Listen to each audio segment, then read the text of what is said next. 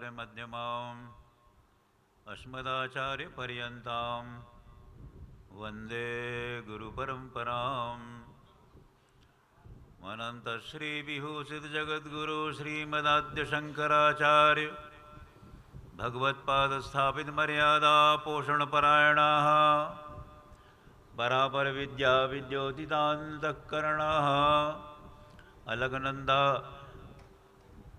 गोमतीतीरवासिनः पश्चिमाम्नायद्वारका शारदापीठाधीश्वराः श्रीमद्द्वारकाधीशसमाराधनमानसाः अनन्तश्रीविभूषितजगद्गुरु शङ्कराचार्य श्रीस्वरूप सदानंद सरस्वती स्वामीवर्याः विजयन्ते तराम।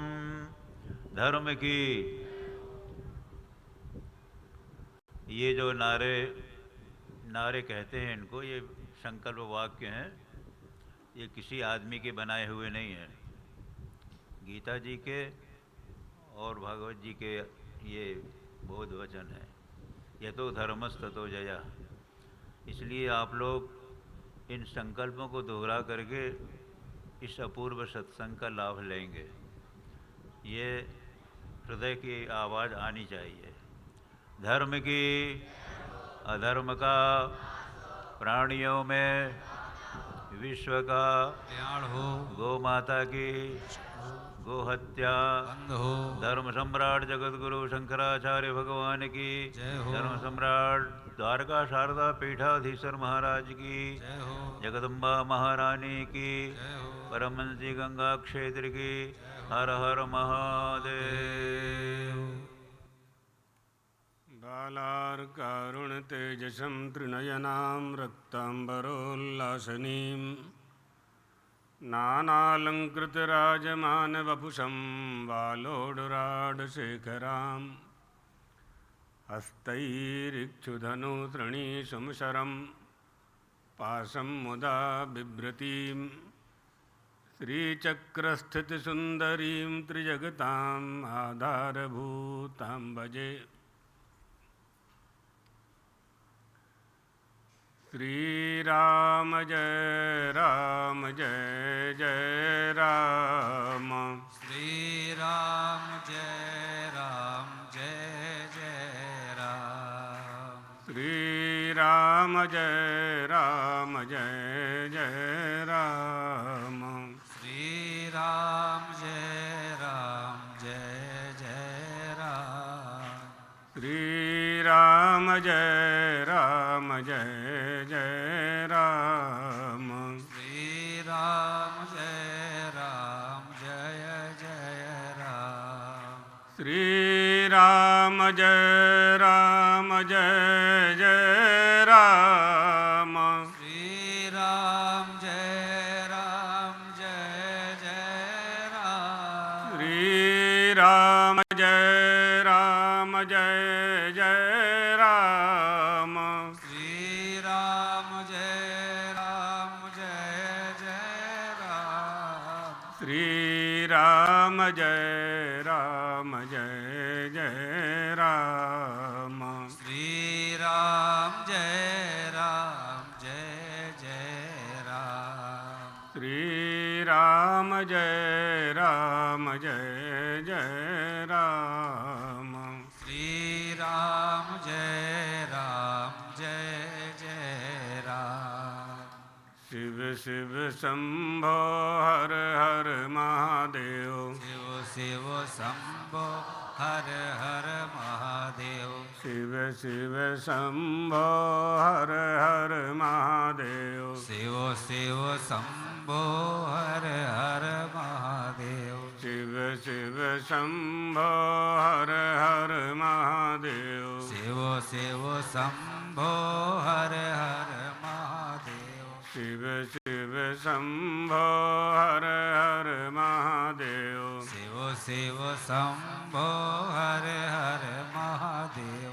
शिव शिव शंभो हर हर महादेव। शिव शिव शंभो हर हर महादेव। शिव शिव शंभो हर हर महादेव। शिव शिव शंभो हर हर महादेव। महादेव शिव शिव शंभो हर हर महादेव शिव शिव शंभो हर हर महादेव शिव शिव शंभो हर हर महादेव शिव शिव शंभो हर हर महादेव शिव शिव शंभो हर हर महादेव शिव शिव शंभो हर हर महादेव देवाधिदेव महादेव की जय हो जगदम्बा महारानी की जय हो सद्गुरुदेव भगवान की जय हो हर हर महादेव मंचस्थ यतिवृंद विद्वद्वृंद देवियों सज्जनों, शिव पुराण की कथा के माध्यम से देवादिदेव महादेव की सारी लीलाओं का वर्णन, उनकी कथाएं आप सबने 9 दिन तक श्रवण की। आज कथा की पूर्णाहुति हुई है। महादेव के अन्य पुराणों में भी महादेव के संबंध में बहुत सी कथाएं प्राप्त होती हैं। शिव पुराण में विशेष रूप से उनकी लीला, उनके चरित्र और उनके प्रभाव, उनके स्वभाव सबका वर्णन किया गया है।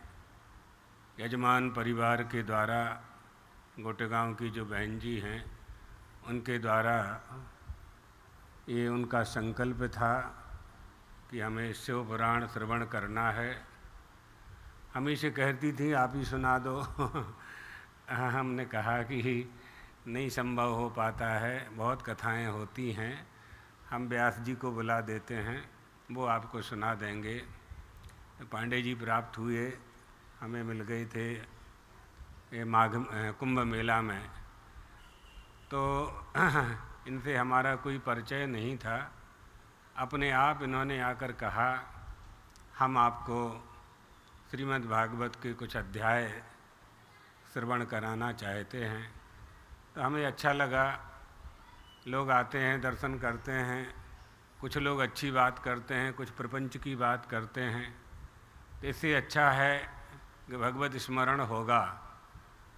तो इन्होंने 10-5 अध्याय 2-4 दिन तक सुनाए। फिर जहाँ जिस कैंप में ठहरे हुए थे गीता प्रेस गोरखपुर के, उसमें आग लग गई। तो इनका सामान जो था, हाँ, ब्राह्मण के पास ज़्यादा सामान तो होता नहीं है, लेकिन जो था वो भी सब जल गया। तब भी ये सुनाने के लिए आते रहे और इन्होंने कहा नहीं हमसे कि हमें कोई आवश्यकता है। तो हमारा एक ब्रह्मचारी है चेतन स्वरूप, उन्होंने बताया, तो हमने कहा कुछ सहायता हो सके तो करो। तो ब्राह्मण का मतलब क्या है? श्लोंछ वृत्ति है ना। इसलिए ब्राह्मण धनी भी हो जाए तो भिक्षाटन करके भोजन करता है, ये उसकी विशेषता है। उसके जैसा त्यागी कोई नहीं हो सकता। उसके पास 10 रुपया भी होगा तो 9 रुपया देने की ताकत रखता है वो। एक में अपना योगक्षेम कर लेगा, उधर पोषण कर लेगा, 9 रुपया से दूसरे का भला करेगा। ये ब्राह्मण का स्वाभाविक स्वभाव है, इसमें कोई बनावटीपन नहीं है। इसलिए चारों वर्णों में ब्राह्मण का सम्मान है। तो इस तरह से ये शिवपुराण का संयोग बना। वाल्मीकि रामायण की कथाएं तो आप सुन ही रहे हैं 1 महीने से, 25 दिन से। कल आपने सुना विवाह हुआ परमात्मा श्री राम का, चारों भाइयों का विवाह हुआ और अंत में उसमें तात्पर्य बताया गया जो हम आपको सुना चुके हैं कि देहाभिमान रूप धनुष तोड़ दिया गया। अभिमान ही है, अहंकार है, जब तक रहेगा।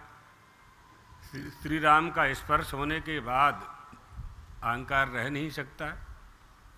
तो जब देहाभिमान रूपी धनुष श्री राम ने तोड़ा तो तत्वमसी का बड़ा भयंकर शोर हुआ। जब तत्वमसी का शोर हुआ तो परशुराम जी आ गए। परशुराम जी आ गए तो लक्ष्मण जी ने, विवेक रूपी लक्ष्मण जी ने बहुत उनके साथ बहुत विवाद हुआ, उनका प्रलाप हुआ, संवाद करते रहे, अंत में परास्त हो गए। यहाँ परशुराम जी समझ गए कि श्री राम विष्णु भगवान के ही अवतार हैं, ब्रह्म का ही अवतार हैं। ब्रह्म रूपी धनुष, उन्होंने दूसरा धनुष दे दिया, तो उसको भी उन्होंने, उस पर भी प्रत्यंचा चढ़ा दी। और अविवेक परशुराम को निश्चय हो गया कि ज्ञान राम कोई दूसरे नहीं हैं, पूर्ण ब्रह्म परात्पर परमात्मा ही राम हैं। और अविवेक रूपी परशुराम जी ने अनेक प्रकार से स्तुति करके शून्य, यानी बिल्कुल निर्जन वन में चले गए, महेंद्र पर्वत पर चले गए। वहाँ उन्हें संवर्त मुनि मिले, सुमेधा ऋषि मिले, भगवान दत्तात्रेय की दर्शन किए और पंचदशाक्षरी भगवती राजराजेश्वरी त्रिपुर सुंदरी की आराधना के लिए उन्होंने गुरु मंत्र प्राप्त किया दत्तात्रेय भगवान से। वशिष्ठ रामायण में आता है, श्री राम को उपदेश करते हैं वशिष्ठ जी और कहते हैं कि श्री राम, ये मनुष्य संसार का काम करता है, संसारियों का काम करता है, अपने लिए भी करता है, परिवार के लिए भी करता है और संबंधियों के लिए भी करता है। और ऐसा नहीं करता, ऐसा करता है जैसे बैल खेत में काम करता है, ऐसा काम करता है। तो जीवात्मा एक बैल के समान है, बुढ़ापे तक करता रहता है। 80 साल 90 साल का वृद्ध व्यक्ति भी ऐसी जगह अपनी संपत्ति रखना चाहता है कि 2 साल में ही दुगनी हो जाए, ये कामना रहती है। शरीर जाने वाला है लेकिन आसक्ति नहीं छूटती है। बुढ़ापे ने उसके शरीर को जर्जरित कर दिया है, फिर भी आशा रूपी सैकड़ों पासों से जकड़ा हुआ है। भोग रूपी घास को खाने के लिए जन्म रूपी जंगल में भटक रहा है, जन्म रूपी जंगल में भटक रहा है। इसी को भवाटवी कहते हैं। भगवान ने भेजा तो था इसको धर्म का व्यापार करने के लिए। जब ये आने लगा तो धर्म की पोटली बांध करके भगवान ने इसके मस्तक पर रख दी कि जाओ बेटा, तुम मृत्यु लोक जा रहे हो, पृथ्वी लोक पर जा रहे हो, धर्म का व्यापार करना। वहाँ धर्म का व्यापार करने का अवसर प्राप्त है, क्योंकि तुम मनुष्य हो, तो तुम धर्म का व्यापार करना। निकल पड़ा निर्जन वन में। निर्जन वन ही ये जंगल है, समझ लीजिए। अरण्य, घनघोर अरण्य है ये, कामनाएं और वासनाओं का जंगल भरा हुआ। इसमें 6 डाकू निवास करते हैं, काम, क्रोध, लोभ, मोह, मद, मत्सर। भगवान ने जन्म के साथ ही इसको पोटली बांध करके दे दी थी, जिसमें समोदमस तपश्चैव ये सब था, शांति थी, अहिंसा था, सारी संपत्तियाँ, ज्ञान, ऐश्वर्य, बल, विद्या, धी, तत्व जिज्ञासा, बुद्धि, ये सब बांध करके यहाँ रख दिया था। इन सब का तुम जाओ बेटा उपयोग करना। आप लोगों के बेटा बेटी कहीं जाते हैं तो आप लोग कलेवा रख देते हैं ना, रास्ते के लिए नाश्ता रख देते हैं। बद्रीनाथ जाते हैं सयाने लोग, हरिद्वार जाते हैं, द्वारका जाते हैं, रामेश्वर जाते हैं, जगन्नाथपुरी जाते हैं। अब जो लोग होटल रेस्टोरेंट में खाने लगे, उनके लिए पैसे का इंतजाम करना होता है, पैसा रख देते हैं। कुछ ना कुछ ले जाना पड़ता है साथ में, तभी यात्रा होती है। 100 साल की यात्रा करनी है, मृत्यु लोक में आ गए हैं, सामान चाहिए ना। तो भगवान ने कहा जा रहे हो, सामान ले जाओ, सामान ले जाओ। सामान क्यों दिया? क्योंकि इसने प्रतिज्ञा की थी, भगवान को वचन दिया था, हम तुम्हारा भजन करेंगे। ध्याये ब्रह्म सनातनम, हम सनातन ब्रह्म का ध्यान करेंगे। अशुभक्षय कर्तारम फल मुक्ति प्रदायकम यदि अन्यः प्रमुंचामी ध्यायेत ब्रह्म सनातनम। आप मुझे गर्भवास से मुक्त कर दीजिए, मैं आपका भजन करूँगा, नियम से भजन करूँगा, सनातन ब्रह्म का भजन करूँगा, परमात्मा का भजन करूँगा। भगवान ने सोचा जा रहा है, वचन दे रहा है, तो धर्म की सामग्री इसको दे दें, धर्म का संपादन ये करे। लेकिन ये संसार रूपी अरण्य में जब आया तो डाकुओं ने इसको लूट लिया। इसकी पोटली को खोल करके जिस जिस संपत्ति की ये रक्षा करना चाहता था, जिस जिसको बचाना चाहता था, उसी को डाकुओं ने लूटा। काम ने, क्रोध ने, लोभ ने, मद ने, मत्सर ने लूट लिया। पोटली खोलकर एक एक सामग्री ले गए। सत्य को ले गए, अहिंसा को ले गए, तप को ले गए, दम को ले गए, सम को ले गए। असहाय हो गया, सारी संपत्ति लुट गई। शाम हो गई, जंगल में भटकते भटकते भटकते कुछ नहीं बचा हाथ में। चक्कर आने लगा, नेत्र बंदे होने लगे, मंदांधकार आने लगा। चलते चलते पगडंडियों में ही चलना होता था पहले। एक सूखे कुएं में गिर गया, सूखे कुएं में गिर गया। लटका रहा, सवेरा होगा तो ऊपर निकल जाऊंगा कुएं में से। लेकिन जब गिर रहा था तो एक वृक्ष की जड़ कुएं में लटक रही थी, तो उसी जड़ को पकड़ लिया। जड़ को पकड़ करके लटक गया। प्रातःकाल हुआ, सूर्योदय होने की तैयारी हुई। ऊपर को देखा तो जिस जड़ को पकड़े हुए था उसको दो चूहे काट रहे थे। एक काला था, एक सफ़ेद था। नीचे देखा तो कुआं में पानी तो नहीं था, लेकिन एक काला सांप बैठा हुआ था। और ऊपर देखा, ऊपर नज़र की तो ऊपर मधुमक्खी का छत्ता लगा हुआ था और वो पक चुका था। तो उसमें से शहद, मध टपक रही थी, मधु टपक रही थी। ऊपर को मुँह किया तो मुँह खुल गया, तो शहद की बूंद मुख में पड़ी तो उसको चाट लिया। मधुरता सबको प्रिय है। मनुष्य सुंदरता का प्रेमी है, मधुरता का ग्राहक है। फिर बाहर की जीभ, फिर ऊपर को देखा, फिर बूंद, वो तो बूंद तो टपक ही रही थी, तुम चाटो चाहे ना चाटो। लेकिन उसको अच्छा लगने लगा तो चाटने लगा। तो ये भूल गया कि मुझे निकलना है बाहर। और यहाँ चूहे तो जड़ को काट ही रहे थे, सफ़ेद चूहा और काला चूहा दोनों। अब वो चाहता तो जड़ को पकड़ के ऊपर आ जाता, लेकिन वो मधु के चक्कर में, तृष्णा के चक्कर में, आशा पिशाची है ना, ये नहीं छोड़ती है। ये सबसे खतरनाक है। जब हम जिस आशा को बना लेते हैं उसको प्राप्त करने का ही प्रयास करते हैं, और जब वो धर्म से प्राप्त नहीं होती तो अधर्म का आश्रय लेते हैं। यही तो अधर्म है, और क्या। अधर्म कहाँ से होता है?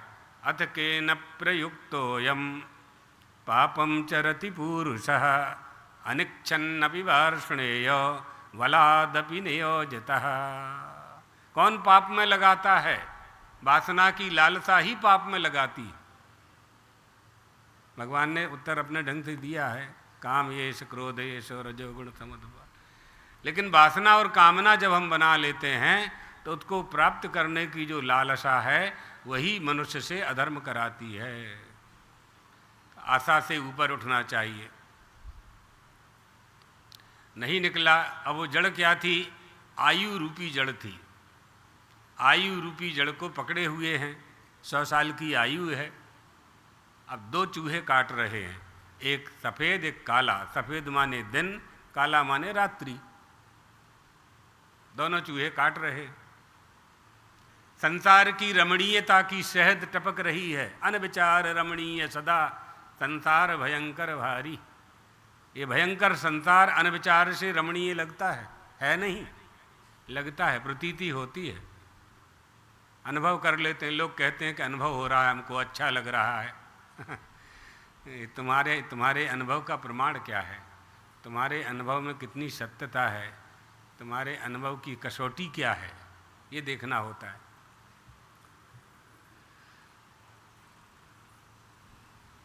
नीचे काला सांप बैठा हुआ था,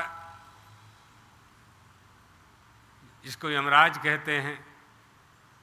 वही नाग था। काल के गाल में सभी समा रहे हैं ना। कोई 80 साल में, कोई 90 साल में, कोई 100 साल में। कोरोना आ जाए तो अचानक सभी जा रहे हैं, छोटे भी बड़े भी सब जा रहे हैं। कालव्याल मुखग्रास त्रास निर्णास हेतवे श्रीमद्भागवतम शास्त्रम कलौ कीरेण भाषितम। जिस तरह से श्री शिवपुराण की कथा श्रवण करने से कल्याण हो जाता है, इसी तरह से कलयुग में सुखदेव जी ने जो श्रीमद् भागवत की कथा राजा परीक्षित को सुना करके उनका कल्याण कर दिया था, मनुष्य का भी कल्याण हो सकता है। काल रूपी व्याल के मुख में न जाने का एकमात्र उपाय है कलौ कीरेण भाषितम। जाना ही पड़ेगा, काल के गाल में सांप को जाना। व्याल माने सांप, काल माने यमराज। तो मधुरता मधु के चक्कर में, संसार की वासना और भोगों के चक्कर में 100 साल निकल गए, दिन और रात की संख्या पूरी हो गई, श्वास पूरी हो चुकी। जितनी श्वास निश्चित थी प्राणों के लिए वो समय पूरा हो गया और दोनों चूहों ने जड़ को काटा और धड़ाम से नीचे गिरा। यमराज ने अपने लोक में बुला लिया। अज्ञानेन मंदांधकारे कूपे पतति, कुएं में गिरा, संसार रूपी कुएं में गिरा। जो गृहस्थाश्रम धर्म का पालन जो बताया गया है, गृहस्थाश्रम में क्या करना चाहिए, अगर उस गृहस्थाश्रम धर्म का पालन नहीं करते हैं तो ये गृहस्थाश्रम ही कुआं है जिसमें गिरे हैं, है ना। सुनने में कड़वा लगता है लेकिन ये वास्तविकता है। इसलिए आश्रम व्यवस्था है ना हमारे यहाँ, ब्रह्मचर्य व्यवस्था, ब्रह्मचर्य आश्रम, गृहस्थाश्रम, वानप्रस्थाश्रम और संन्यास आश्रम। गृहस्थाश्रम के जो नियम हैं उनका जो पालन करते हैं उनका जीवन सफल है, वो कुएं में नहीं गिरते, उनका पतन नहीं होता। तभी सिद्ध होता है धन्यः गृहस्थाश्रमः, धन्यो गृहस्थाश्रमः।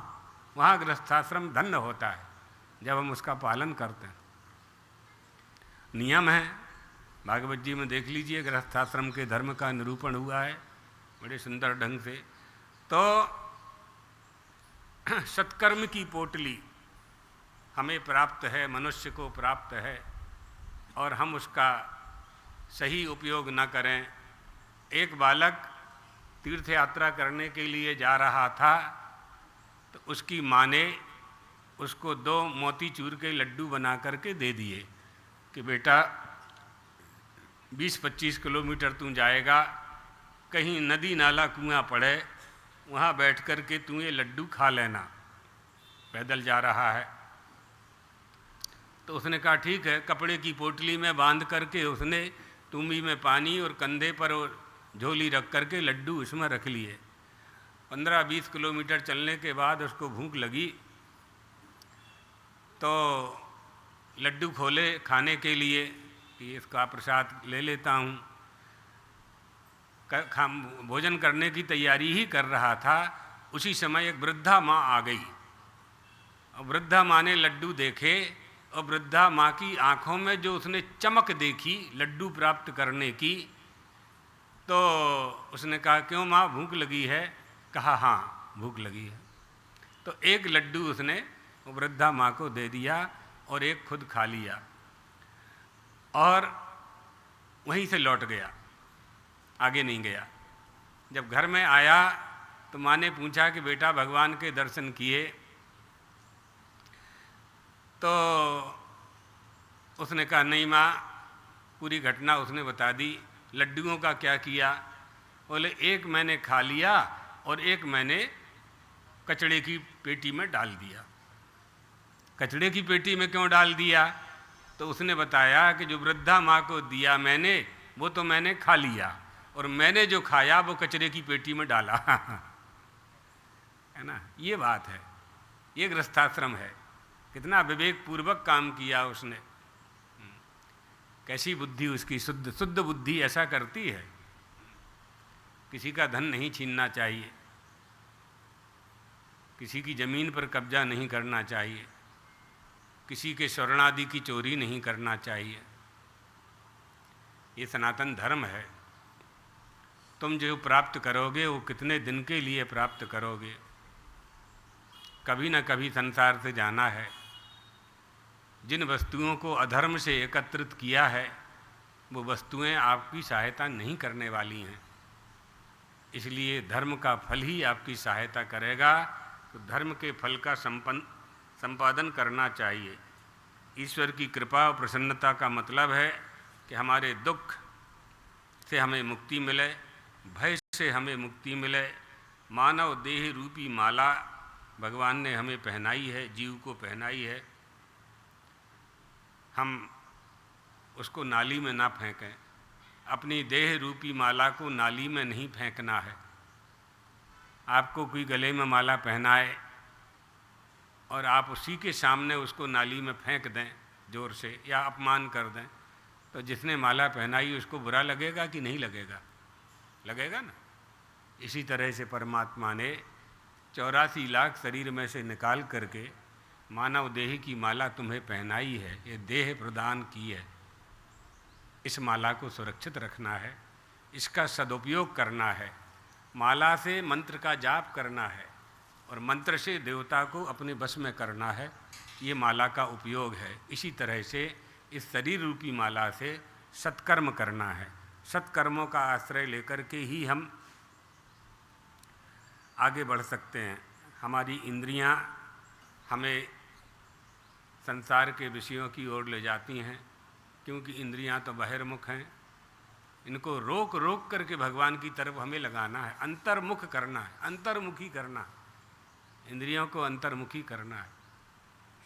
गुरुजी के पास एक व्यक्ति आया था, गुरुजी से कहा कि हमारा जाप करने में मन नहीं लगता। गुरुजी ने कहा कि पहले मन लगाने के लिए ही जाप करो। ऐसी बात है, ये तत्व की बातें हैं। तो हमें संसार के विषयों को जानने के लिए आँख कान की आवश्यकता पड़ती है, कर्णेंद्रिय की आवश्यकता पड़ती है। अपने आप को जानने के लिए हमको आँख नहीं चाहिए, अपने आप को जानने के लिए नेत्र नहीं चाहिए, अपने आप को जानने के लिए हाथ नहीं चाहिए, अपने आप को जानने के लिए पैर नहीं चाहिए, अपने आप को जानने के लिए तत्व जिज्ञासा बुद्धि चाहिए, तत्व जिज्ञासा बुद्धि चाहिए। तो वो जो तत्व जिज्ञासा बुद्धि है वो आई।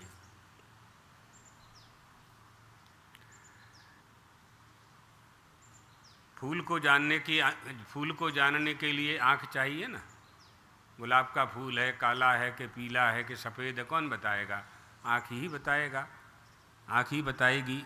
सुगंध को जानने के लिए नासिका चाहिए, शब्द को जानने के लिए कर्णेंद्रिय चाहिए, लेकिन अहमअस्मि को जानने के लिए किसी भी इंद्रिय की आवश्यकता नहीं है, कुछ भी नहीं चाहिए। आत्मा को जानने के लिए कुछ नहीं चाहिए। हम इंद्रियों को वश में होकर के इंद्रियों के अनुसार नाच रहे हैं, ये इंद्रियां हमें नचा रही हैं, जबकि हमें यदि सुख चाहिए तो इनको वश में करना है। वश में किए बिना सुख की प्राप्ति नहीं हो।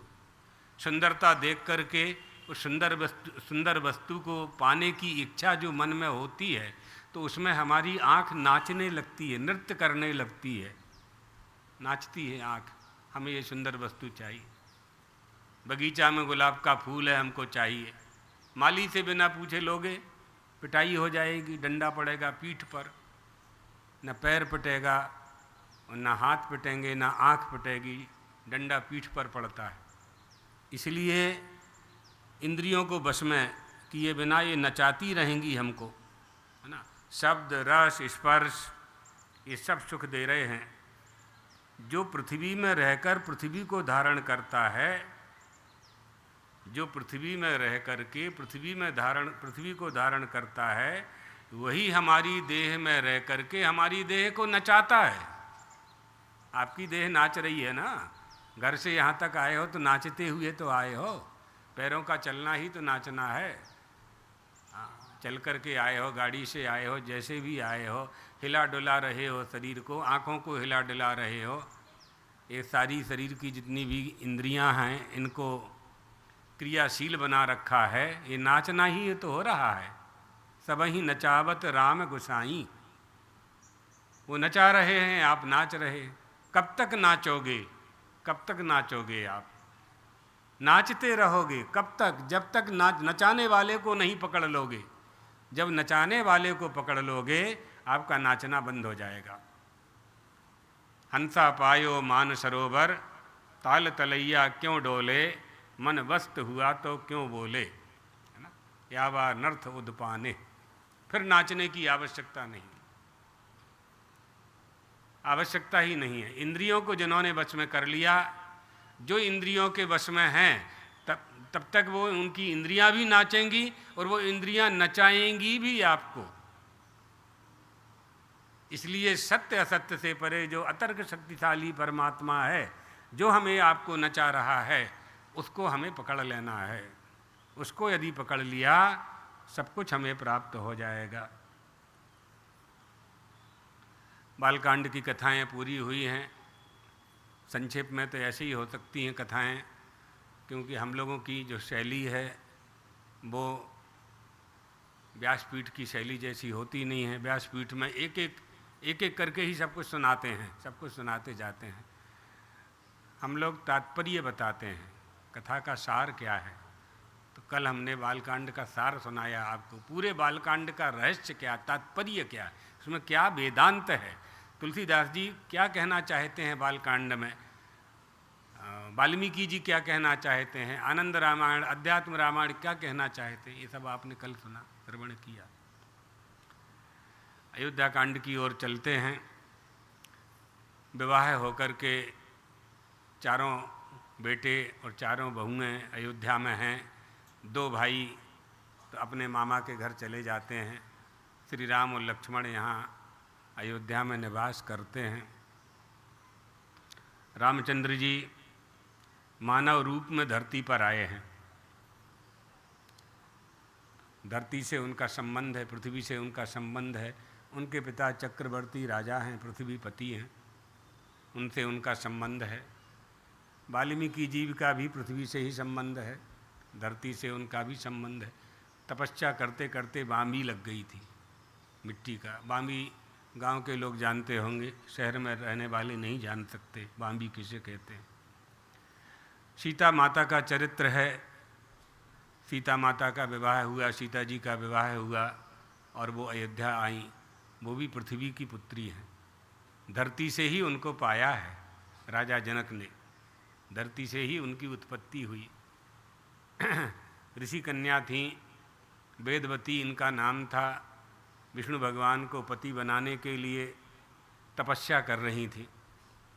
एक बार स्वर्ग आदि का भ्रमण करने के लिए रावण निकला, वापस लौट करके लंका जा रहा था। मार्ग में उसने तपस्विनी इस कन्या को देखा। तपस्या से तेजोपुंज चमक रही थी वह कन्या। रावण उसके पास पहुंचा, पहुंच करके कहा कि तुम क्या कर रही हो, किसकी लड़की हो, क्या हो, कहाँ हो। उन्होंने बताया, अपना परिचय दिया, क्यों तपस्या कर रही हो। विष्णु भगवान को अपना पति बनाना चाहती हूँ। रावण ने कहा, बलवान से विवाह करना चाहिए, स्त्रियों को बलवान पुरुष की कामना करना चाहिए। मेरे भय से तो विष्णु वैकुंठ छोड़ करके चले गए हैं, उनको प्राप्त करके तुम क्या करोगी, तुम मेरे साथ विवाह करो। मैं इस समय सर्वश्रेष्ठ वर हूँ तुम्हारे लिए, मेरे सामने कोई टिक नहीं सकता है, मेरे बल के आगे सब निर्बल हैं। वेदवती ने कहा कि नहीं, मैं तो उन्हीं का ही, विष्णु भगवान का ही वर्ण करूंगी। रावण को क्रोध आ गया। वेदवती पद्मासन लगा करके बैठी हुई थी, तो उसने वेदवती का जूड़ा पकड़ा और जूड़ा पकड़ करके ऊपर ऐसे उठाया। वेदवती ने अपनी तपस्या से अपने कर को ही तलवार बनाया, शस्त्र बनाया और जूड़ा को काट दिया और धड़ाम से धरती पर गिरी। धरती फटी, उसी में समा गई। जहाँ वो समाई वो राजा जनक का क्षेत्र था, मिथिला नरेश का क्षेत्र था। और जब अनावृष्टि हुई तो ब्राह्मणों के और मंत्रियों की सलाह से महाराज जनक ने वहाँ हल चलाया, वहाँ से सीता, हल की कुशा को सीता कहते हैं, वहाँ से सीता जी प्रकट हुई, धरती पुत्री थी। तो सबका जितने भी पात्र हैं, रामायण के जितने पात्र हैं, सबका भूमि से संबंध है। उनके जीवन में रामचंद्र जी के सारे संबंध धरती के लोगों से हैं। उनके जीवन में विलक्षण लक्ष्मण भी प्रकट होकर के आए। उनका दैनिक कार्यकलाप धर्म पालन के रूप में प्रकट होता है। शेषनाग के अवतार माने जाते हैं, पृथ्वी को धारण करते हैं। रामचंद्र जी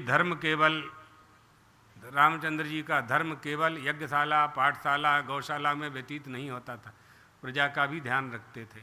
राजा नहीं थे, युवराज भी नहीं घोषित हुए थे, तब भी प्रजा के प्रिय हो चुके थे, प्रजा के प्रिय हो चुके थे। वदनम प्रसाद सदनम सदयम हृदयम सदा मुचो वाचा। जिनका बदन रूपी सदन हमेशा प्रसन्न रहता है, हंसते रहते हैं, हमेशा प्रसन्न रहते हैं। बहुत लोगों को देखा होगा आप लोगों ने, गांव में मुंह लटका के बैठे रहते हैं, किसी से बोलते ही नहीं, हंसना ही नहीं, बात ही नहीं करना। क्या सोचते हो, काहे बैठे हो नहीं, तो हंसते रहना चाहिए, प्रसन्न रहना चाहिए। जिनका बदन रूपी सदन हमेशा प्रसन्न रहता है, जिनकी वाणी से मधुरता, मधुर शब्दों की झरी झड़ती है। मधुब बाता हृदयते मधुक चरंति सिंधवा। जो मीठे वचन बोलते हैं, कभी कड़वाहट जिनके हृदय में नहीं होती है। मन में जो होता है वही बाहर निकलता है, अंदर जो होता है वही बाहर निकलता है। जानाति इच्छति करोति, इस सिद्धांत के अनुसार भी। तो श्री राम प्रजा के प्रिय हो चुके थे, मंत्रियों के प्रिय हो चुके थे, सब माताओं को बड़ा सुख प्रदान करते थे। वो ऐसा नहीं कि कौशल्या के ही पास रहते थे, सुमित्रा के पास भी रहते थे, कैकेयी माता के पास। कैकेयी माँ के साथ तो बड़ा स्नेह था। श्री राम को कैकेयी बहुत चाहती थी। दूसरी रामायणों में ये कथाएं आती हैं, बड़ा स्नेह था। सब लोगों से मिलते जुलते थे, छोटे से छोटे लोगों से मिलते थे। ये राजधर्म है, राजधर्म यही कहता है। श्री राम जब राजा हो गए थे, लंका से वापस आने के बाद, तो कुत्ता को न्याय देने के लिए उन्होंने सड़क पर, मार्ग पर दरबार लगाया था, कुत्ता को न्याय देने के लिए। आज हमारे देश में, भारत में, जिस भारत की पहचान गौ माता से होती है, गौ माता पुकार रही है, कोई सुनने वाला नहीं है। सैकड़ों साल से कोई नहीं सुनने वाला।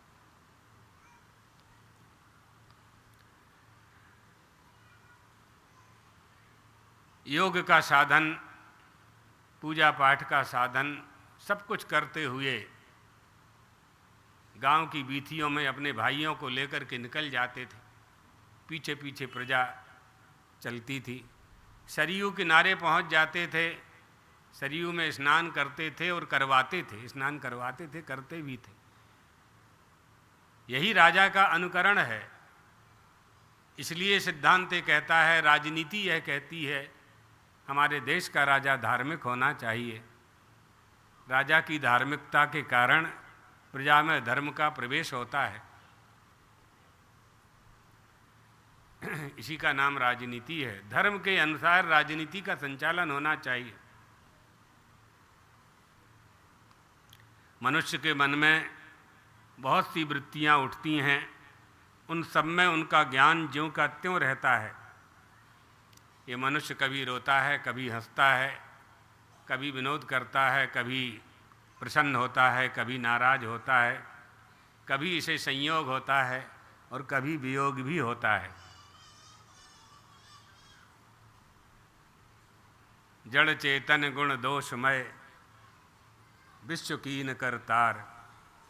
गुण और दोषों से युक्त ही तो ये जगत है, और हम जगत में रहते हैं, तो गुण और दोष हम में भी आएंगे, मनुष्यों में भी आएंगे। अगर बुद्धि आ जाए और बुद्धि में विवेक आ जाए, अकेली बुद्धि से ही काम नहीं चलता है। बुद्धि तो बंदर में भी है, लेकिन चने को पकड़ लेता है और छोड़ता नहीं है, और कहता है कि हमको घड़े ने पकड़ लिया है। बुद्धि तो उसमें भी है, विवेक नहीं है। विवेक ना होने के कारण, विवेक कहाँ है? विवेक मनुष्य में है, होना चाहिए। नहीं, जहाँ नहीं है, जिस मनुष्य में नहीं है, वो विवेक होना चाहिए, विवेचन करना चाहिए, पृथक्करण, तिल तंदुल का विवेक, आत्मा अनात्म विवेक, नीर चीर विवेक, धर्म अधर्म का विवेक, ये सब विवेक हैं। क्या पुण्य है, क्या पाप है, क्या करें ना, क्या ना करें, अगर यहाँ विवेक नहीं होगा तो मनुष्य कुछ भी करेगा। जब कुछ भी करेगा तो वह नहीं पाएगा, नहीं पा पाएगा, जो पाना चाहिए वो नहीं पाएगा। कभी संयोग होता है और कभी वियोग होता है। अब संयोग और वियोग ये बड़ा बहुत ही इतना समझ लीजिए कि सब निश्चित है। संयोनक्ति विनियुक्ति च, कौन कब कहाँ कैसे मिलेगा आप जानते थे। पहले आपके घर में जब बेटा का जन्म हुआ और आपने बेटे की शादी की 20-25 साल में, तो आप जानते थे उस समय कि इस बिटिया के साथ हमारे बेटे की शादी होगी, फलां बेटी हमारी बहू बन करके आई थी, आप जानते थे क्या? हम बताते हैं नहीं जानते थे, आप नहीं जानते थे। ये संयोग कैसे बना आपकी बुद्धि में और आपके बेटी के पिता की बुद्धि में, और पुत्र के मन में, बिटिया के मन में विवाह करने की कामना, और इसी से विवाह करना है, ये कैसे तय हुआ? कौन कर रहा है? कहाँ से हो रहा है? संयोनक्ति। श्री राम बड़े हो गए थे, महल में निवास करने लगे, राज्यसभा में जाने लगे, बीच बीच में जाकर के राज्यसभा में बैठ जाते थे, एकांत में चिंतन करते थे। युद्ध की विद्या जानने के लिए मंत्रियों के साथ नगर के बाहर चले जाते थे। रामचंद्र जी के जीवन की ये विशेषता है कि भगवान रामचंद्र एकांगी नहीं थे, किसी एक कोई पकड़ के नहीं बैठते थे, अपने अंदर सब कुछ रखना चाहते थे। प्रत्येक वस्तु का ज्ञान सभी को नहीं होता है, लेकिन श्री राम के पास सभी पूरा ज्ञान था। और प्राप्त क्यों करना चाहते थे? क्योंकि मानव देह में आए हैं, तो मानव देह के जो धर्म हैं उनको परिलक्षित करना चाहते थे, दिखाना चाहते थे कि हम मनुष्य हैं।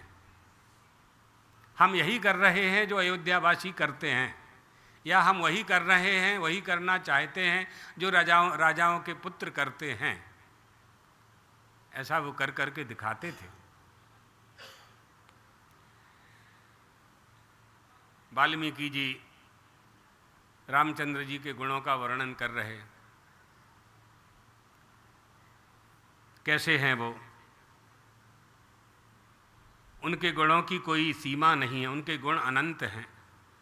एक भी गुण मनुष्य के लिए दुर्लभ नहीं है, सभी गुण ग्रहणीय हैं और अनुकरणीय हैं। यही बात तो वाल्मीकि जी ने नारद जी से पूछी थी। आज पृथ्वी पर ऐसा कौन है, अस्मिन लोके, इस लोक में ऐसा कौन है जो धर्मज्ञ है, शास्त्रज्ञ है, वेदज्ञ है, जितक क्रोधा, जिसे क्रोध नहीं आता है। ये सब वाल्मीकि जी के प्रश्न थे। सूर्यदिन की भूमिका में, वाल्मीकि रामायण की भूमिका में हमने सुनाए थे। सच नित्यम प्रशांतात्मा मृदुपूर्वम च भाषते उच्चमानोपि परुषम नोत्तरम प्रतिपद्यते। उनके सामने कोई कठोर वचन बोल देता था श्री राम के सामने, तो नोत्तरम प्रतिपद्यते, उत्तर नहीं देते थे, पलट करके क्रोध नहीं करते थे। ये राजा का स्वभाव कहाँ मिलेगा? जब ऐसे राजा होते थे तब हमारी प्रजा सुखी होती थी, सुखी का मतलब क्या है? धर्म के मार्ग पर चलती थी प्रजा, धर्म के मार्ग पर चलती थी। आज तो आप लोग वोट दे करके किसी को भी राजा बना देते हो। वोट दे दिया, बहुमत मिल गया, राजा बन गए। योग्यता का कोई प्रमाण पत्र तो होता नहीं है, अब बहुमत होना चाहिए बस। पहले ऐसा नहीं था। हमारे धर्मशास्त्रों में बहुमत प्रमाण नहीं है, हमारे यहाँ योग्यता प्रमाण है, हमारे यहाँ परंपरा प्रमाण है, हमारे यहाँ कुल परंपरा प्रमाण है, हमारे यहाँ गुरु शिष्य की परंपरा प्रमाण है। बहुमत नहीं चलेगा। कोई महात्मा अपने रिश्तेदार को वसीयत करके चला जाए, वो हमारे यहाँ स्वीकार नहीं है, वहाँ शिष्यत्व स्वीकार है। अगर किसी का बेटा, कोई महात्मा पूर्वाश्रम में गृहस्थ था और किसी का बेटा वैराग्यवान हो गया है, वो एक अपवाद है। इसलिए वाल्मीकि जी कहते हैं श्री राम का स्वभाव कैसा था? सा च नित्य प्रशांतात्मा, हमेशा शांत रहते थे, मीठे वचन बोलते थे, कठोर वचन नहीं बोलना चाहिए। पारुष्यम अनृतंचैव पैशून्यम चापि सर्वशः असंबद्ध प्रलापश्च वाङ्मयम स्यात् चतुर्विधम। वाणी के 4 दोष हैं: कठोर वचन बोलना, अपशब्द बोलना, झूठ बोलना, चुगली करना, यहाँ की यहाँ चुगली करना। इन सब का फल भोगना पड़ता है। कुछ लोगों को अभी मिल जाता है, कुछ लोगों को मरने के बाद मिलता है। मिलता जरूर है, मिलता जरूर है। क्या प्रमाण है कि मिलता है? विचित्रता, विचित्रता ही प्रमाण है। सब एक से नहीं हैं। एक ही गांव में 10,000 लोग रहते हैं, 10,000 लोग सब अलग अलग हैं, गरीब हैं, अमीर हैं, मूर्ख हैं, विद्वान हैं, तरह तरह की बुद्धि वाले हैं। ये तो छोड़ दीजिए, एक पिता के 4 बेटे एक से नहीं हैं, एक सा स्वभाव नहीं है चारों बेटों का।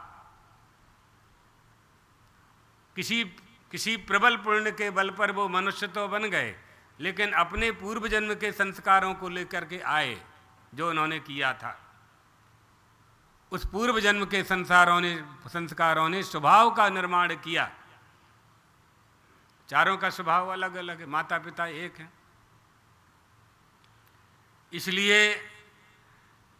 इसलिए मीठी वाणी कहाँ से आती है, कठोर वाणी कहाँ से आती है, पाप करने की इच्छा क्यों होती है, धर्म करने की इच्छा क्यों होती है, कहाँ से होती है?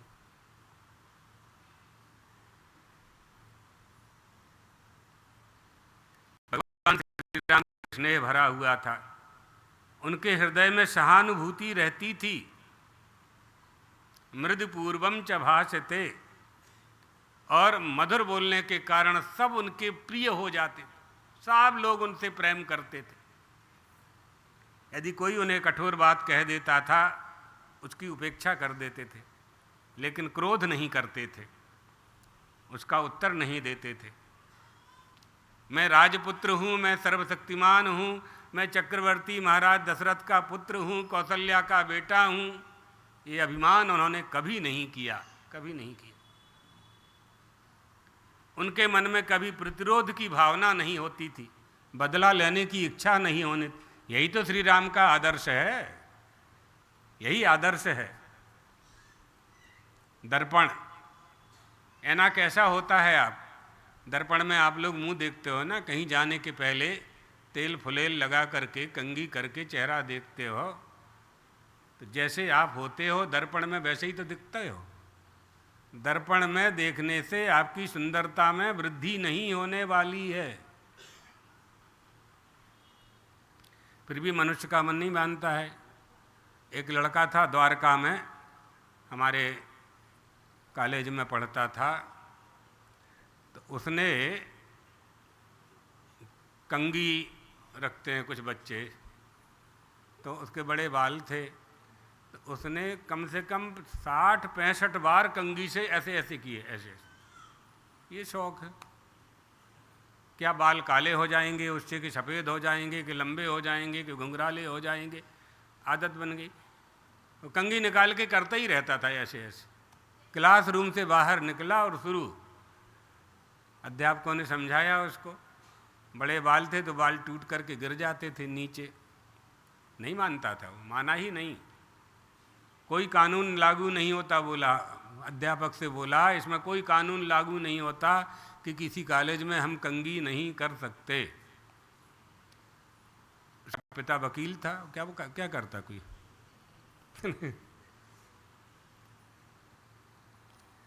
कदाचित उपकारेण कृतकेन चतुष्यति न स्मरत्य अपकाराणाम। यदि कोई एक बार श्री रामचंद्र जी का उपकार कर देता था तो सदा उसका ध्यान रखते थे, याद रखते थे, कभी भूलते नहीं थे। उनका अपने मन पर इतना नियंत्रण था कि वो चाहे कोई सैकड़ों अपराध करे लेकिन उसके एक भी अपराध को याद नहीं रखते थे। कोई उपकार कर दे तो भूलते नहीं थे और कोई उनका अपराध कर दे तो उसको याद नहीं रखते थे। इसने हमारा अपमान किया था, याद नहीं रखते थे। याद रखना यानी बदला लेने की भावना पैदा करना। बदला लेने के लिए उन्होंने 10 साल पहले हमको ऐसा किया था, उन्होंने ऐसा किया था, उन्होंने ऐसा किया था। लेते रहो बदला।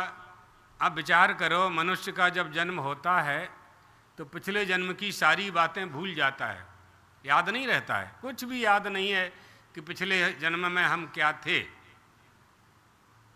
संस्कार जरूर आते हैं, पूर्व जन्मान भूतार्थो स्मरणान मृग शावकः। संस्कार आते हैं, लेकिन पिछले जन्म में हम क्या थे, कौन सा शरीर था, कौन हमारे माता पिता थे, ये तो किसी को याद नहीं है। अब ये विचार कर लें कि कहीं याद रहता होता तो हमारा तो 100 साल का जीवन झगड़ा करने में ही निकलता कि तूने पिछले जन्म में हमारे साथ ऐसा किया था, ऐसा किया था, ऐसा किया था। इसी झगड़ा करते करते पूरा जीवन निकल जाता। जब 10 साल 5 साल की बात को याद रख करके हम झगड़ा करते हैं, मुकदमा करते हैं, आपस में बैर बंध लेते हैं, बोला चाली बंद हो जाती है।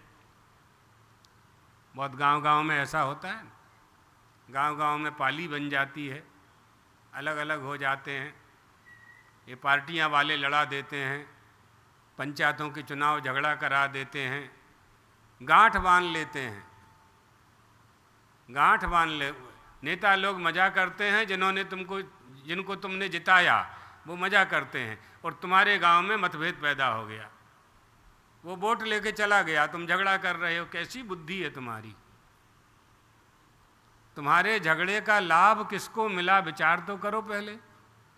तुम्हें नहीं मिला, जिससे झगड़ा है उसको भी लाभ नहीं मिला, गांव का भी कोई विकास नहीं हुआ। जिसके लिए आप झगड़े हैं उसका विकास हो रहा है। इन बातों को समझना चाहिए। ये वर्तमान की राज्य व्यवस्था है जो अधूरी है। रामचंद्र जी कभी भूलते नहीं थे। अपने मन पर उनका इतना नियंत्रण था कि कोई सैकड़ों अपराध भी उनके प्रति कर दे, कभी उनके मन में बदला लेने की भावना नहीं आती थी। रामचंद्र जी शास्त्रों के अभ्यास को करते थे, बीच बीच में अवसर निकाल करके शील ज्ञान अवस्था में बड़े बड़े सत्पुरुषों का सत्संग प्राप्त करके उनसे शिक्षा ग्रहण कर लिया करते थे। वशिष्ठ जी के पास चले जाते थे। दूसरी रामायण में एक कथा आती है कि एक बार पृथ्वी की यात्रा करने की इच्छा श्री राम के मन में आ गई, तो तीर्थाटन करने के लिए निकल गए, पृथ्वी की परिक्रमा करने के लिए निकल गए। लौट करके आए तो अपने आप को महल में बंद कर लिया, अपने आप को महल में बंद कर लिया। महाराज दशरथ ने मंत्रियों को भेजा, सेवकों को भेजा, बिल्कुल शांत मन से बैठे रहते थे, जैसे कोई रोगी बैठा रहता है, ऐसा उनका शरीर हो गया, कृष्ण शरीर हो गया। महाराज दशरथ ने वशिष्ठ जी से कहा। वशिष्ठ जी का श्री राम के साथ वार्तालाप हुआ, उपदेश हुआ। वहाँ श्री राम ने बहुत प्रश्न किए, कई तरह के प्रश्न किए, राजनीति के, धर्म नीति के, वैराग्य के, वेदांत के, मनुष्य की देह के, सब जानते हुए, सब कुछ जानते थे, फिर भी अपने गुरु से पूछ रहे थे, अपने ज्ञान को दृढ़ कर रहे थे। अनेक प्रश्न किए वहाँ। गुरु गृह पढ़न गए रघुराई, अल्पकाल विद्या सब आई। कुछ पढ़ना ही नहीं था उनको, अयोध्या वासियों को दिखाना था कि हम पढ़ने जा रहे हैं। अपने बच्चों को भी पढ़ाना तुम, इसलिए पढ़ने गए। उन्हें कहाँ पढ़ना था? सरस्वती उनके साथ में ही थी, पढ़ने की आवश्यकता उनको नहीं थी। हम लोग पढ़ें इसलिए वो पढ़ रहे थे। परमात्मा श्री कृष्ण उज्जैन गए अध्ययन करने के लिए। कौन सा आश्रम था? शांतिपनी आश्रम में गए, वहाँ जाकर के अध्ययन किया उन्होंने। क्या पढ़ना था उनको? पढ़े पढ़ाए थे वो। तो इसलिए ज्ञान की अवस्था में बड़े बड़े सत्पुरुषों का सत्संग करते थे। गांव के लोग कहते थे, अयोध्या के लोग कहते थे, छोटे बालक हैं लेकिन बड़े लोगों के साथ बैठते हैं, इससे सम्मान में वृद्धि होती है। हमारी संगति किसके साथ है, हम किसका संग कर रहे हैं, किसके साथ रह रहे हैं, किसके साथ भोजन कर रहे हैं, क्या भोजन कर रहे हैं, कैसे वस्त्र धारण करते हैं, हम कैसा बोलते हैं, हमारा आचार विचार व्यवहार कैसा है, इसका बड़ा प्रभाव पड़ता है मनुष्य के जीवन पर और समाज पर भी पड़ता है। श्री राम छोटे थे लेकिन बड़े बड़े वेदांतियों के यहाँ बैठा करते थे। वशिष्ठ जी जैसे गुरु से जाकर के प्रश्नोत्तर करते थे। तत्व जिज्ञासा का प्रश्न करते थे। मनुष्य को दुख कैसे, क्या, क्यों होता है, मनुष्य को दुख क्यों होता है। आत्मनः किम निमित्तम दुखम। वशिष्ठ जी कहते हैं शरीर का परिग्रह करने के कारण मनुष्य को दुख होता है। ऐसे प्रश्नोत्तर होते थे। आहारार्थम कर्म कुर्याद अनन्यम कुर्यादाहारम प्राण संधारणार्थम प्राणसंधार्यो तत्व जिज्ञासनार्थम तत्वम जिज्ञास्यम येन भूयो न दुखम। तत्व जिज्ञासा करना चाहिए। क्यों तत्व जिज्ञासा करना चाहिए? श्री राम ने पूछा तो वशिष्ठ जी ने कहा येन भूयो न दुखम, ताकि दुख ना हो, दुख ना हो। तब श्री राम बोले कि गुरुदेव दुख किसे कहते हैं? तो जन्म लेना ही दुख का कारण। शिक्षा ग्रहण करते थे। शील वृद्धैर ज्ञान वृद्धैर वयो वृद्धैश्च सज्जनैः कथयन्नास्ति वै नित्यम। शील किसे कहते हैं? मन वचन कर्म से किसी के प्रति द्रोह न करने का नाम ही शील है। शीलवानों के साथ रहते थे। अद्रोह सर्वभूतेषु कर्मणा मनसा गिरा अनुग्रहश्च दानञ्च शील में तत्प्रतिष्ठते। दूसरी स्मृति में सनातन धर्म का लक्षण भी किया है यही। अद्रोह सर्वभूतेषु कर्मणा मनसा गिरा अनुग्रहश्च दानञ्च सताम धर्म सनातनः। शांति पर्व में, महाभारत के शांति पर्व में, जब मन में किसी के प्रति द्वेष आता है, बैर होता है, तो उसकी परिणति क्रोध में होती है। तभी क्रोध आता है मन में। तो क्रोध हिंसा में परिवर्तित होता है और हिंसा द्रोह का रूप धारण कर लेती है। इसलिए शील वृद्ध सत्पुरुष अपने स्थान में द्वेष, अपने मन में द्वेष को कोई स्थान नहीं देते। इसलिए शील वृद्धि, उसको बराबर धोते रहते हैं, साफ करते रहते हैं। आपका कुर्ता गंदा होता है, कपड़े गंदे होते हैं, तो आप लोग साबुन से, पाउडर से उसे शुद्ध करते रहते हैं। इसी तरह से अपने मन को भी धोते रहना चाहिए। कैसे धोएंगे आप? शील वृद्धि ज्ञान वृद्धि ज्ञानियों के पास बैठ करके, शीलवान धैर्यवान पुरुषों के पास बैठ करके, सत्संग के साथ, सत्संगियों के पास, सत्संग से आप अपने मन को निर्मल करते रहें। सत्संगत्वे निस्संगत्वम, निस्संगत्वे निर्मोहत्वम, निर्मोहत्वे निश्चल तत्वम, निश्चल तत्वे जीवन मुक्ति। भज गोविंदम, भज गोविंदम, गोविंदम भज मूढ़मते। गोविंद का भजन कर लो, सत्संग करो, सज्जना नाम संगः, सज्जनों का संग करो, अच्छे पुरुषों के साथ, अच्छी लोगों से दोस्ती करो। सत्संग क्या होगा? सत्संग से इस जगत के प्रति जो तुम्हारा प्रेम है, जगत के प्रति प्रेम होने के कारण जगदीश्वर से तुम जो निर्मोही हो गए हो और जगत के प्रति तुम्हारा मोह हो रहा है, ये दूर हो जाएगा। इसलिए सत्संग करते रहेंगे। सत्संग पदे सत्पदार्था, सत्पदार्थ की कामना है, सत्संग करते रहिए। सबसे सरल उपाय सत्संग है। इसलिए शील वृद्ध सत्पुरुष अपने मन में कभी बैर को स्थान नहीं देते हैं, कभी बैर को स्थान नहीं देते। उसको स्वच्छ करते, सत्संग रूपी साबुन से धोते रहिए। नेवला होता है,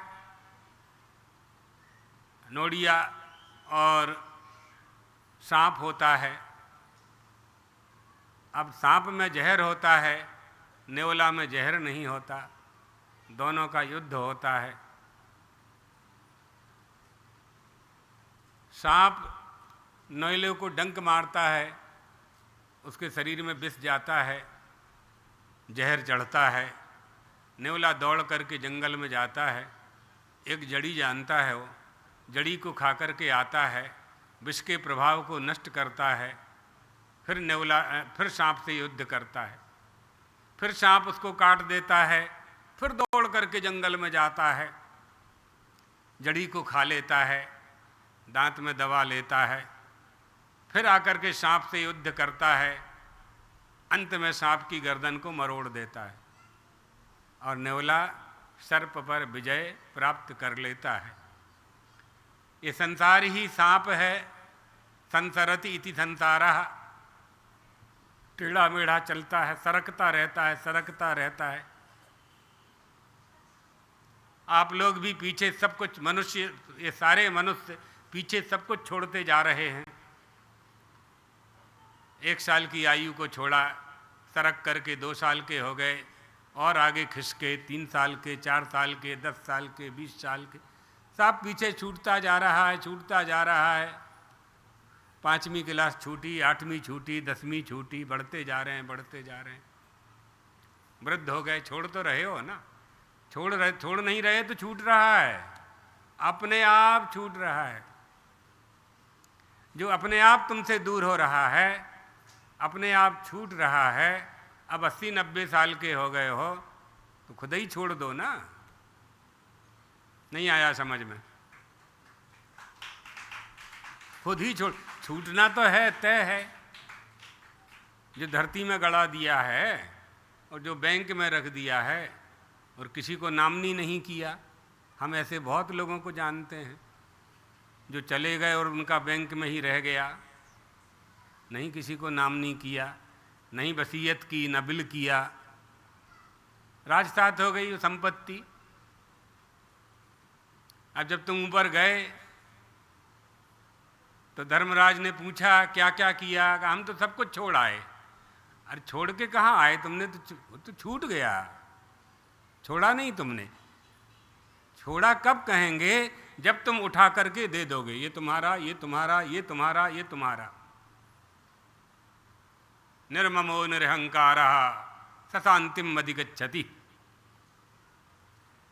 इतना अपने पास रखो कि तुम्हें मांगना ना पड़े, बस मांगना ना पड़े, इतना तो रखो। ये व्यवहारिक पक्ष है। और तुम्हारे घर से कोई भूखा ना जाए, उसके अतिरिक्त जो है वो क्या है? अब बहुत से लोगों को ये बात समझाओ तो कहते हैं कि हम अपने बेटा बेटी के लिए करके जा रहे हैं। तो बेटा बेटी कुछ नहीं कमाएंगे, वो कुछ नहीं रखेंगे, वो कुछ नहीं करेंगे। या वो विकलांग हैं, अगर विकलांग हैं तो उनके लिए करके जाओ। अपंग हैं, विकलांग है, कोई बीमारी है तो उनके लिए रखना चाहिए। जो बचेगा उनका होना ही है। जहाँ पिता पुत्र का संबंध है वहाँ तो पुत्र का होना ही है, बेटी बेटा बेटी का होना ही है, तय है। लेकिन अपनी संतान को ऐसा आशीर्वाद देना चाहिए कि हमने हमारे पिताजी से अधिक कमाया है तो हमारी संतान हमसे अधिक कमाएगी। ऐसा आशीर्वाद अपनी संतान को देना चाहिए।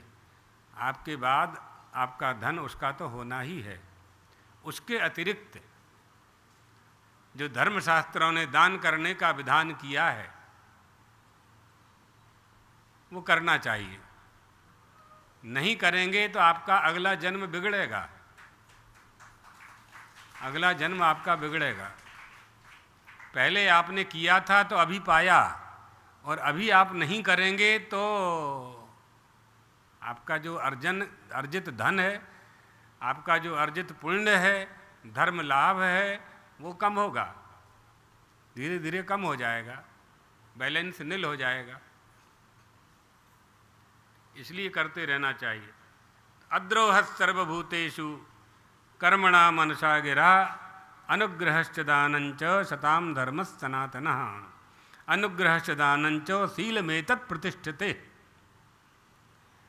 इसलिए भगवान श्री राम सभी के सामने सबके प्रिय हो गए थे, छोटी आयु में भी सबके प्रिय हो गए थे। एक बार महाराज दशरथ ने दर्पण में अपना चेहरा देखा, मुखमंडल का दर्शन किया तो देखा उन्होंने हमारे कान के पीछे के बाल सफ़ेद हो गए।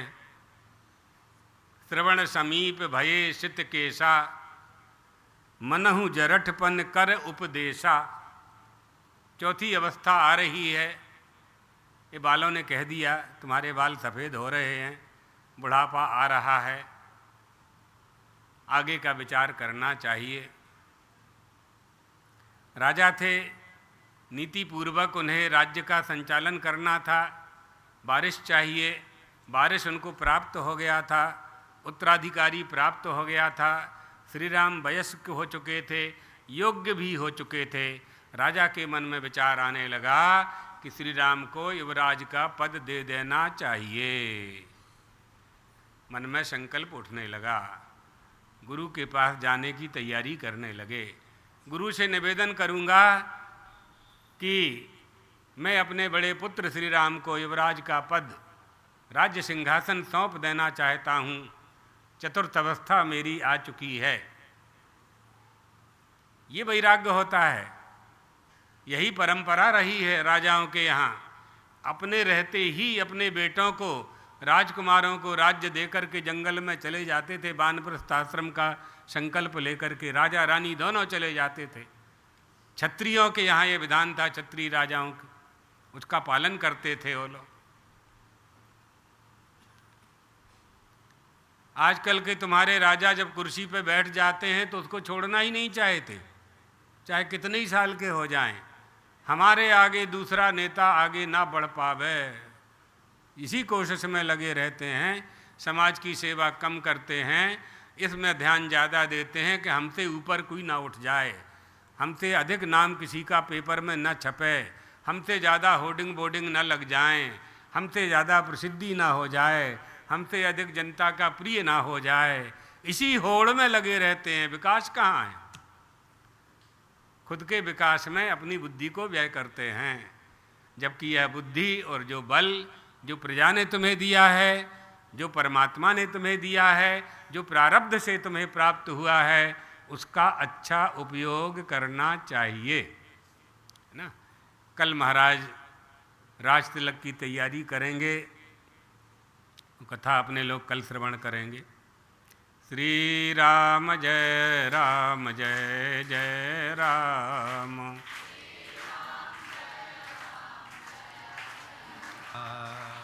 श्री राम जय राम जय जय राम। श्री राम जय राम जय जय राम। श्री राम जय राम जय जय राम। श्री राम जय राम जय जय राम। धर्म की जय हो, अधर्म का नाश हो, प्राणियों में भावना हो, विश्व का कल्याण हो। गौ माता की जय हो, द्वारकाधीश भगवान की जय हो, सद्गुरुदेव भगवान की जय हो। हर हर महादेव।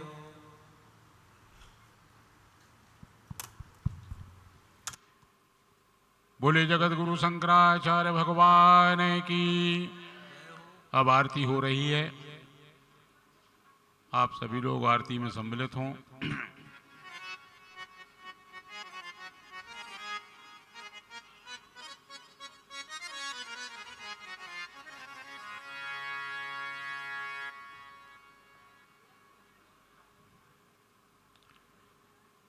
ज्वालामालिन्यै नमः। सर्वोपचारार्थे गन्धाक्षत पुष्पाणिं समर्पयामि। चंद्रमा मनसो जातचक्षुः सूर्यो अजायत। श्रोत्राद्वायुश्च प्राणस्य मुखादग्निरजायत। ओम जय शिव ओंकार प्रभु हरे